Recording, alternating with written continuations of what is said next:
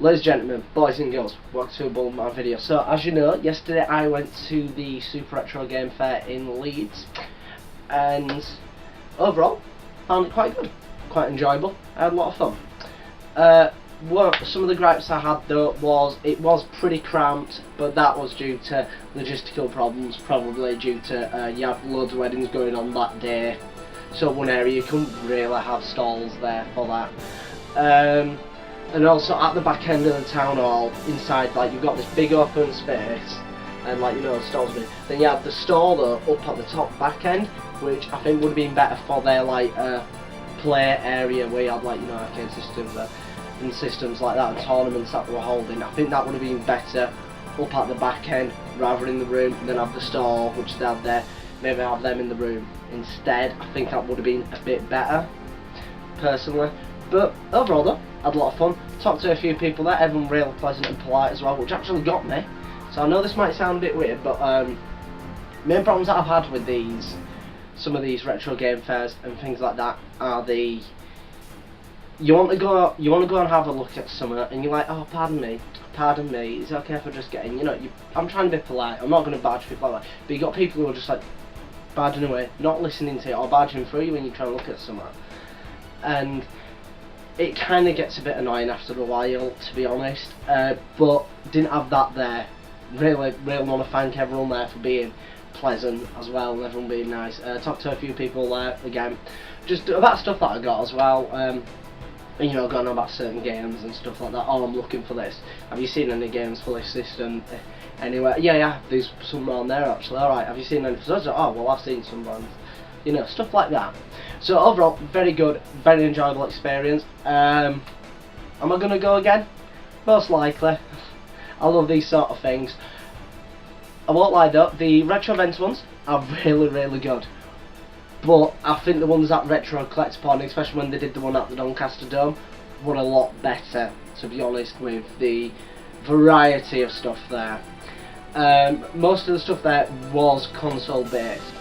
There was very little on old mid-80s microcomputers, so stuff like C64, Speckies, MSX. There was very little of that, but I think that's more. It's a very niche area, but it's a big part of like British gaming culture is the microcomputer. And I think concentrating on consoles like the NES and the Super Nintendo is kind of a bit of an injustice as well. I know they are popular, and I know the sales can sell them for whatever price they want, but you need to bear in mind the people who are going to be coming to these as well are going to be interested in these microcomputers. That's the only things that I have any ill word in saying, really. So let's get into the games. So I got a few games, did very well. Was very strict on spending and haggled a bit more than normal due to certain items. Some stuff I'm alright paying price for, but some stuff I did haggle a little bit, I'll try to. But I'll show first thing that I got. So you know that I'm a fan of this series on the Dreamcast. So I picked this up for the Game Boy, and they were like one of the first things that I picked up, really. Because it was like, you know, reasonably cheap, and I thought, you know what, I'll have it because it was only £2. And it's Sakura Wars for the Game Boy Color. So you know I've got the series on the Dreamcast, and I love them, so I'm interested to see what the Game Boy Color version is like, if it's just more of the visual novel type stuff, or if it still has that tactical strategy RPG element that the Dreamcast and Sega Saturn versions have as well. Another seller which I went to, I've been looking for this game for a while. I never get around to getting it, I always forget to get it, but it's always a game that interests me. Someone says, oh, if you like Resident Evil, you'll love this game on the Dreamcast. And whenever I've seen it, it's always been a bit, spending £15 on something. I'm still sceptical on that. I don't like to spend that much money on the games. But I found this, £7. Tried haggling him down, say, look, you do 5, we're like, nah, £7's best that I can do, mate. I've seen it around here for like £15, so no, I'm not going on. I'm like, you know what, that's fine, I'm being cheeky. Cheers for understanding anyway. But that is Blue Stinger, the Dreamcast. So completing box. The only thing is it's got a bit of damage up the top there, but that's, to be honest, that happens with the British Dreamcast cases anyway. But you know, all the pins are still in for that. and it's got the manual as well, which is quite nice. So I'm walking past and I just spotted these games in here. Again, very little games with this. I saw a few in there which I were interested in, but they were asking ridiculous prices on them due to the fact that I can get them cheaper imported from Japan. So I picked up 2 games for my Wonderswan. So I'll start off with the first one. Let me just get the names up on here. So the first one is actually for the Wonderswan Crystal, but it is compatible with the Wonderswan Colour, and that is, it's called Inuyasha Funimaka for the thing. So it looks like a visual novel type action platform game as well. Again, very good condition this. Manual, everything in it. So happy to get that one. And another game I pulled out, and the image just got me. And what I want you to do is pause this video as soon as you see the image. And the more that you look at the cover, the funnier and funnier it gets. And thank you, Japan, for making this box art possible, because otherwise you'll never see it anywhere. The game though is for the another game for the Wonderswan, and it's called Chow Anakai, A Man from Solar Ray. So I don't know what type of game it is. It looks a bit like an RPG, really, which seems quite fun, and it's for the original Wonderswan, so it's not colour. But the box art, oh my word. Just pause that on your screens and take in that goodness. Yes, that is lightning coming out of that guy's crotch. And when I turn it over, why has that guy got a hole in his head? It must be some Japanese cultural thing that I don't really understand. But yes, I picked these up, so I'm interested in giving these a try. I collect for the Wonderswan primarily now, more than all else. I'll always add stuff to my other collections, but Wonderswan stuff I've got my eye out for at these conventions, because it's a console that I love, because it's unique, it's different, and it's quite odd, like me. But so I picked up some Mega Drive games as well. I wasn't really looking for any Mega Drive games, to be honest, but I saw these, and I mean, I saw it on Tesla. Will you do both for like, you know, like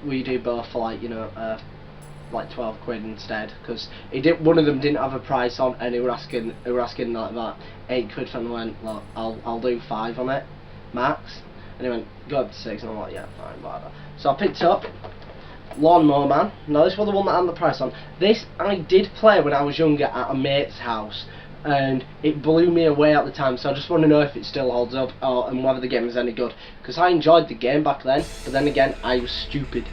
So crap film, maybe a great game. Looking forward to getting into it. Again though,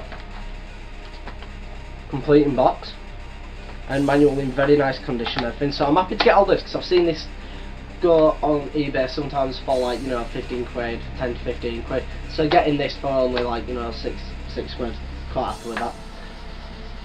And the last one Mega Drive game I got was mainly due to nostalgia.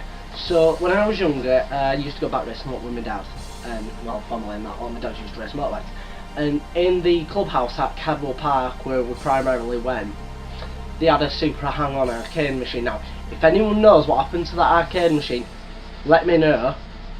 I want to buy that machine and that one, because that has a lot of memories to me. I would spend upwards of £10–20. It was 50p a go, and I would spend a hell of a lot of money on it. I adored this game so much, but getting super hang-on. I'm getting it on everything. I'm going to get it on the Master System. I want the 2 versions of the Master System. I want the cartridge and I want the card base. I've got Super Hang-On here. I've already actually got it as part of, I believe it's the Mega Games 1 collection, which has it in as well. This game is very nostalgic to me, and it means that it's one of the games that got me into game. It is one of the games that got me into gaming, and I didn't mention in the previous video. I got brought up playing this game, and I always got the high scores, and I spent far too much time on it.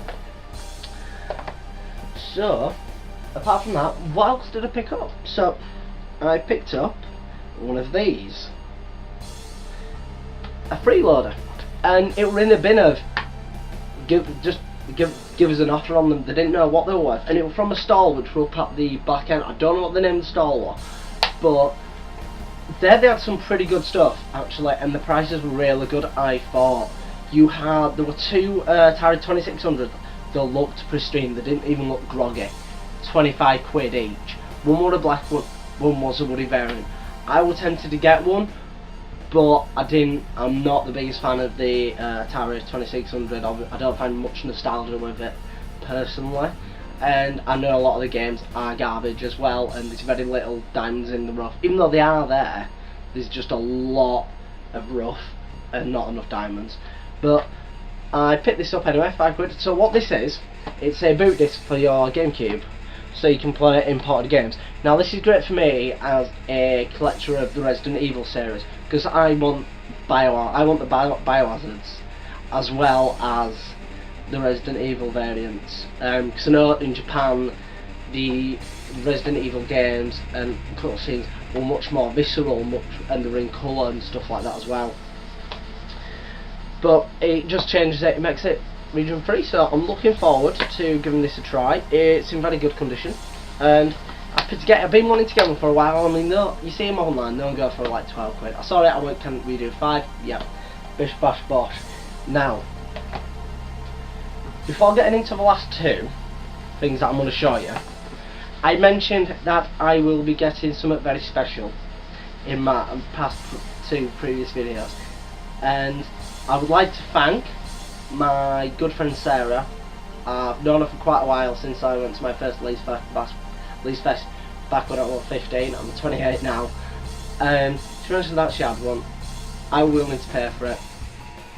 She let me have it, gave me it as a gift, an early birthday gift, and the reason why she let me have it as well, she knows it's going to a loving home who's going to look after it, and I've been wanting to get one of these for a while. My auntie used to have one, and the condition of it is, it's beautiful. It's got everything in it. It's even got an extra joystick as well as an RF cable as well, but I will be getting a SCART cable for that. It came with two. It's got some games in it. You've got a game cartridge which has Finbo's Quest, Fiendish Freddy's Big Top of Fun, Clark's and International Soccer, as well as Double Dragon and a learning game as well. But the actual cartridge is a round cartridge which slots in the back, so as soon as you start up it loads that out, which is pretty cool.